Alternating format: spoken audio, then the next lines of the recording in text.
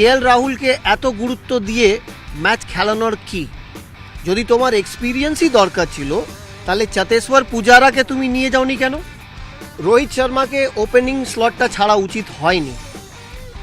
ও দেশভক্তি একটু বেশি জেগে গেছিল মনের ভেতরে, যার কারণে আমার মনে হলো ও দেশকে আগে রাখার জন্যে, একটা পুরো দেশকে একটা মেসেজ দেওয়ার জন্য কি দেখো আমি কত বড় যে স্যাক্রিফাইস করছি। এই টিমে একটু পরে দেখো না, কয়েকটা টেস্ট ম্যাচের পরে এই সিরিজের পর নিজেদের মধ্যেই একটু ভেতরে মারামারি হবেই। পার্থের মতন উইকেটে যেখানে বাউন্স আছে, যেখানে সিম হয়, তাকে তুমি জোর করে বসিয়ে নিজের দিল্লির প্লেয়ারকে তুমি খেলিয়ে দিলে।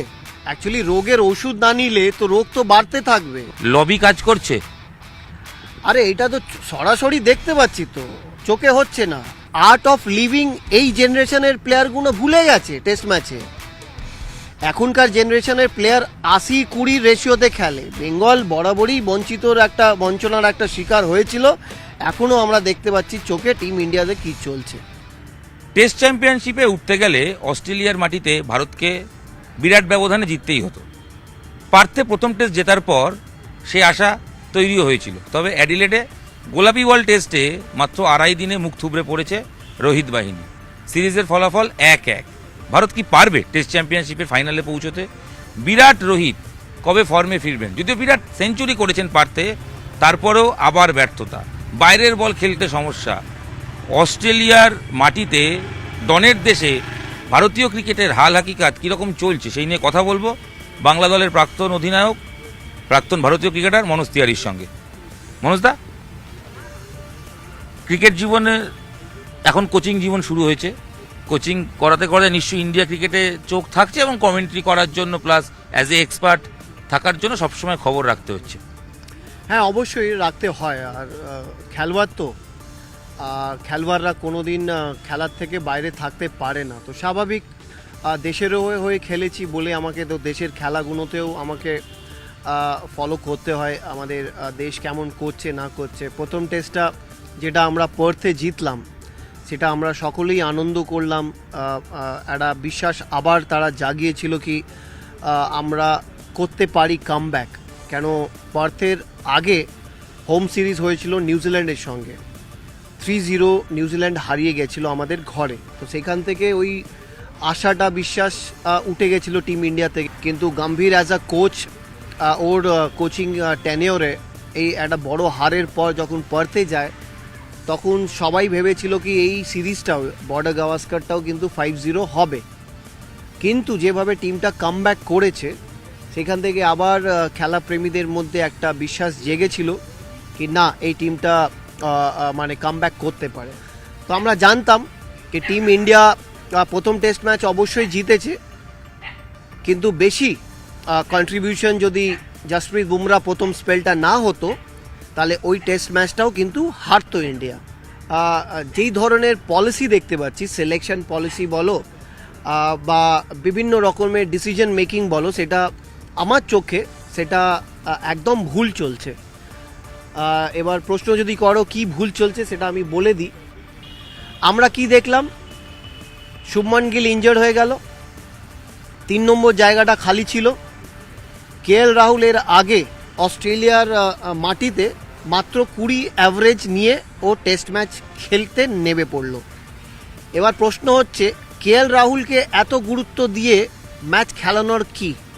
এবার ওরা বলছে আমার এক্সপিরিয়েন্স দরকার, আমার অনুভব দরকার। যদি তোমার এক্সপিরিয়েন্সই দরকার ছিল তাহলে চেতেশ্বর পূজারাকে তুমি নিয়ে যাওনি কেন? চেতেশ্বর পূজারা এই ডোমেস্টিক সিজনটা 2024-2025 ডোমেস্টিক ম্যাচ, প্রথম ম্যাচ ও 250 রান করেছে। সেখান থেকে তোমার যদি অভিজ্ঞতা দরকার ছিল, তাহলে তুমি ওকে না নিয়ে গিয়ে তুমি কেএল রাহুল, যার ব্যাটিং ভালো চলছে না, ইন্ডিয়া এ ভার্সেস ইন্ডিয়া, অস্ট্রেলিয়া এ ভার্সেস যেখানে ম্যাচ চলছে, সেখানে বাজেভাবে আউট হয়ে ওকে নামিয়ে দিয়েছো। কিন্তু প্রশ্ন হচ্ছে পলিসিটা কি ঠিক ছিল? প্রথম ম্যাচ 77, সেকেন্ড ইনিংসে কেএল রাহুল করলো। সেকেন্ড টেস্ট ম্যাচ অ্যাডিলেডে রোহিতকে জায়গা ছাড়তে হলো। তার মানে একজন প্লেয়ার 77 করলো মানেই তার মানে সে বেটার প্লেয়ার হয়ে গেল। সেই জন্য ক্যাপ্টেন তার স্লট ছেড়ে দিল, সবাই বলতে শুরু করলো। আলটিমেট দেখা গেল অ্যাডিলেডে দুজনেই ফেল করলো। মানে তাহলে কি কোয়ালিটি অফ ওপেনারের অভাব রয়েছে? কেএল রাহুল কার জায়গায় খেললো? কেএল রাহুল খেললো আমাদের বাংলার ছেলে অভিমন্যু ঈশ্বরেনের জায়গা। এবার ঈশ্বরন কি করে গেছে, সে 7,000-এর ওপরে রান করেছে, 50 ওপরের কাছাকাছি অ্যাভারেজ আছে। তুমি ওকে তুমি না খেলিয়ে তুমি এক্সপিরিয়েন্সটাকে নিলে, ঠিক আছে চলো নিলে, তাহলে তুমি পূজারাকে নিলে না কেন? এবার দেবদত্ত পাডিক্কালকে তুমি কি করে নিলে সেটা আমার প্রশ্ন, আমি এখনও বুঝতে পারছি না। এবার যেই ছেলেটাকে টেস্ট স্কোয়াডেই রাখা হয়নি, তাকে সরাসরি তুমি ইন্ডিয়া এ ম্যাচ দেখে তুমি ওইখানে নামিয়ে দিলে, তাহলে তুমি যদি ওই জায়গায় ঈশ্বরনকেই 3 নম্বর খেলাতে, যে এত বছর যে ঘরোয়া ক্রিকেটে রান করে যাচ্ছে, তাহলে তার জন্যেও অন্যায় হতো না, আর একটা স্টেবিলিটিও হতো, আর একটা মেসেজও যেত কি ডোমেস্টিক ক্রিকেটের সত্যিকারের একটা ভ্যালিউ আছে, সেখানে ভুল করেছে। এবার একটা কথা বলো, আমি চোখে দেখে নিলাম কি এই ছেলেটা খেলতে পারবে না এই কন্ডিশনে, সেটা কি সঠিক ওয়ে একটা প্লেয়ারকে বসানোর? একটা ছেলে যে দিনের পর দিন এত রান করছে, তাকে খেলে দেখো, তুমি খেলিয়ে দেখো কি ও রান করতে পারবে কি পারবে না। যদি না পারে তারপরে ড্রপ করো, টানা খেলাও, তুমি ওকে সুযোগ দাওনি, সেখানেও তুমি ড্রপ করলে, ধ্রুব জুরেলকে খেলালে, ঠিক আছে ধ্রুব জুরেলও ভালো খেলেছিল, খেলিয়ে দিলে, কিন্তু প্রসেসটা ভুল, ফেল করলো, কিন্তু প্রসেসটা ভুল। এবার সেকেন্ড টেস্ট ম্যাচে রোহিত শর্মা এই পিঙ্ক বল টেস্ট ম্যাচে এলো, আমার যা দেখে মনে হলো কি রোহিত শর্মাকে ওপেনিং স্লটটা ছাড়া উচিত হয়নি।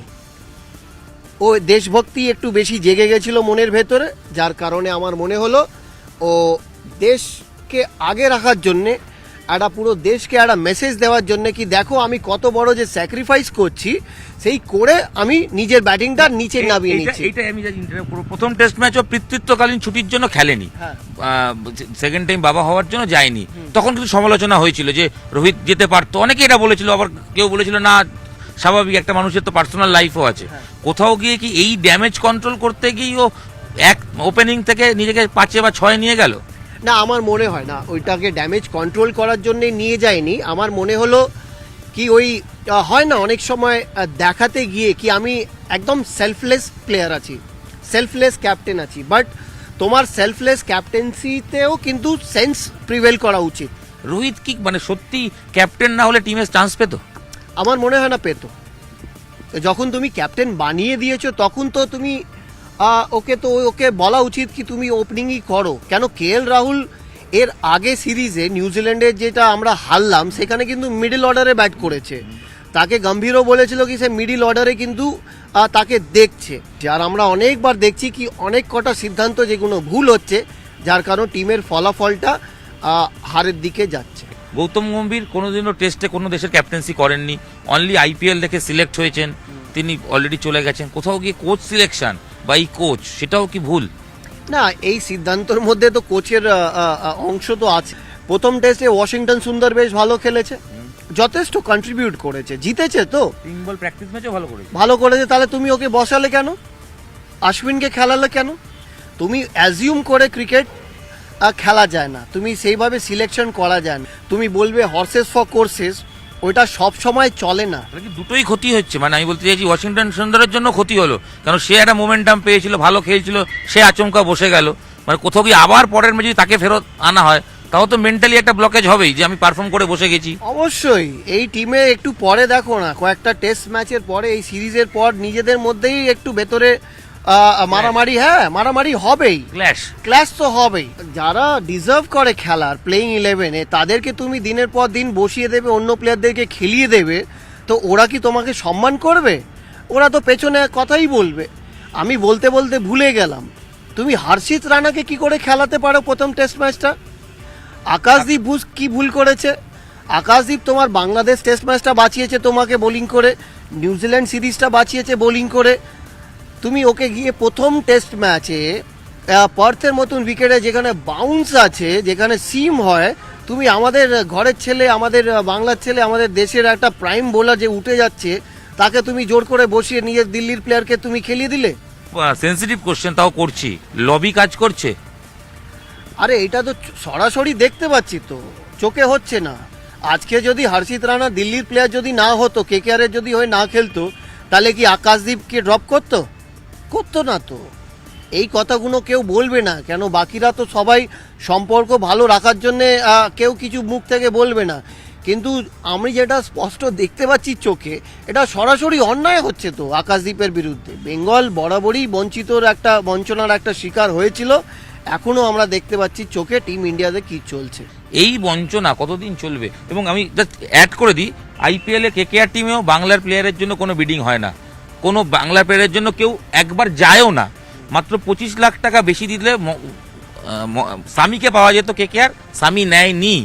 মানে এই বঞ্চনা, এটা তো চলছে এবং চলবে। এটা চলবে যত পর্যন্ত সবাই মিলে যদি কথা না তুলি, আওয়াজ না তুলি। আমার মনে হয় এই প্রশ্নগুলো সিলেক্টরদেরকে করা উচিত, আমাদের সিএবি থেকে করা উচিত আমার মনে হয়। বিরাট কোহলি হ্যাঁ সেঞ্চুরি করলো, হ্যাঁ। কখন করলো? যখন টিমের স্কোর অলরেডি সেফ জোনে চলে গেছে এবং প্রথম 60 রান স্ট্রাগল করার পর সেঞ্চুরি করলো। সেম প্রবলেম পরের টেস্টে। বিরাট ডেফিনেটলি লেজেন্ড, সেই নিয়ে হয়তো আমরা সমালোচনা অনেকেই বলবেন লেজেন্ডকে নিয়ে এত কথা বলবো কেন, কিন্তু কোথাও কি অফ স্ট্যাম্পের বাইরের ball, fourth stump, fifth stump, double mind, খেলবো কি খেলবো না, আউট হচ্ছে, এটা তো রোগ। এটা কি বয়সজনিত? কি হচ্ছে? এই রোগের ওষুধ নিচ্ছে না তো, অ্যাকচুয়ালি রোগের ওষুধ না নিলে তো রোগ তো বাড়তে থাকবে। ওষুধ কি? ওষুধ হচ্ছে বল ছাড়া। আর্ট অফ লিভিং এই জেনারেশনের প্লেয়ারগুলো ভুলে গেছে টেস্ট ম্যাচে। এখনকার জেনারেশনের প্লেয়ার 80-20 রেশিওতে খেলে। এবার জিজ্ঞেস করবে 80-20 রেশিওটা কি, বুঝিয়ে দিচ্ছি তোমাকে। 80 রেশিও হচ্ছে তাদের মাইন্ডসেটে কি 80% হচ্ছে আমাদের ইন্টারন্যাশনাল খেলাগুলো ফ্ল্যাট উইকেটে হয়, যেখানে বল নড়ে না, সেখানে একদম পাটা মানে সোজাসুজি বল আসে, একদম পা মানে ব্যাটটাকে শুধু নাবিয়ে দিতে হয়, গুলিয়ে দিতে হয়, সেখানে একদম কোনো টেকনিকের দরকার পড়ে না। যেই মুহূর্তে 20%-এর এই চ্যালেঞ্জিং উইকেটটা চলে আসে, যেখানে বল নড়ে, সিম হয়, একটু বেশি স্পিন হলো, সেখানে কিন্তু টেকনিকটা ধরা পড়ে। বিরাট রোহিত এই সিরিজের পরে কি শেষ মনে হচ্ছে টেস্টে? আর দুজনের মধ্যে একজনের যদি রান না হয়, রোহিতের যদি রান না হয় এই সিরিজগুলোতে, তাহলে আমার মনে হয় না ওকে কেউ বাদ দেবে, ও নিজে থেকে হয়তো সরে যেতে পারে। পাওয়া যাচ্ছে না অনেক টেস্ট ম্যাচ থেকে ও হয়তো নিজে থেকেই সরে যাবে, কেন বয়সও বাড়ছে, আর ও এমনি ক্যারেক্টার, মানে ও ভালো না করলে ও নিজে থেকে টিমে থাকতে চাইবে না আমার মনে হয়। আর বিরাটের এখনো আছে খেলা, তবে ঠিক করতে হবে। হ্যাঁ, ভুলটা ঠিক করতে হবে। সিরিজের যে অবস্থা 1-1, এখনো আশা কি দেখো যে কোনোভাবে এখান থেকে ভারত সিরিজটা জিততে পারে? লাস্ট দুটো অস্ট্রেলিয়া সিরিজ ভারত 2-1 করে জিতে এসেছিল। আলটিমেট জিতলে চ্যাম্পিয়নশিপ ফাইনাল হবে কিনা আমরা জানি না, কিন্তু সম্ভব অবশ্যই আছে। যদি ওই প্লেইং 11-এ যে ডিসিশন মেকিংটা আছে, সঠিক প্লেয়ার যদি, ডিজার্ভিং প্লেয়ার যদি প্লেইং 11-এ খেলে, তবেই কিন্তু জেতা সম্ভব। এখন 2.5 দিনে দেখলাম, আইপিএলের মুড হলে 1.5 দিনেও দেখবো আমরা ম্যাচ শেষ হয়ে যাচ্ছে। এই যে কথা হয় যে ডোমেস্টিক খেলে না, বিরাট রোহিতরা কেন ডোমেস্টিক খেলে না, কিন্তু খেললেই কি সমস্যা সমাধান? খেললে সমস্যার সমাধান নয়, কিন্তু খেললে কি হবে, কম্পিটিটিভনেসটা আরও বেড়ে যাবে, আরও বাকিরা মোটিভেট হবে কি বিরাটের মতন, রোহিতের মতন প্লেয়াররা এসে ডোমেস্টিক খেলছে, বাকি প্লেয়াররাও তো শিখবে, ইয়াংস্টাররা একটা পথ আরও ভালো করে পরিষ্কার দেখতে পারবে কি একটা এত বড় বড় প্লেয়াররা এসে কিভাবে পরিশ্রম করে আর রানের পর রান করে। কিন্তু এবার যেই ধরনের কন্ডিশনে তুমি খেলতে যাচ্ছ, সেই ধরনের কন্ডিশনে কি আমরা ঘরে প্র্যাকটিস করে যাচ্ছি? সেটা হয় না অনেক সময়। Thank you. আমি জাস্ট শেষ করব, অনেক দিন পর স্ট্রেট ব্যাটে অনেকটা ওই যেভাবে মাঠে আগ্রাসী মনোভাবে মনোজ তিওয়ারিকে পেতাম ভারতীয় ক্রিকেট নিয়ে, ঠিক সেভাবে। এবং সত্যি তিনি প্রশ্ন করছেন, প্রশ্ন তুললেন, হচ্ছেটা কি? সত্যিই তো ভারতীয় ক্রিকেট কোন পথে চলছে, প্রশ্নটা আমাদেরও থাকলো। নিউজ 18 বাংলা ডিজিটালে আপনাদের সঙ্গে আমি ইরণ রায়বর্মন ছিলাম, আর আমার সঙ্গে বিখ্যাত আর অবশ্যই বিভিন্ন সময় কথা বলে অনেক সময় বিতর্কিত চরিত্র মনোজ তিওয়ারি। আরও একবার বিতর্কিত বেশ কিছু মন্তব্য আপনাদের জন্য ভারতীয় ক্রিকেট নিয়ে শেষ করছি। ধন্যবাদ।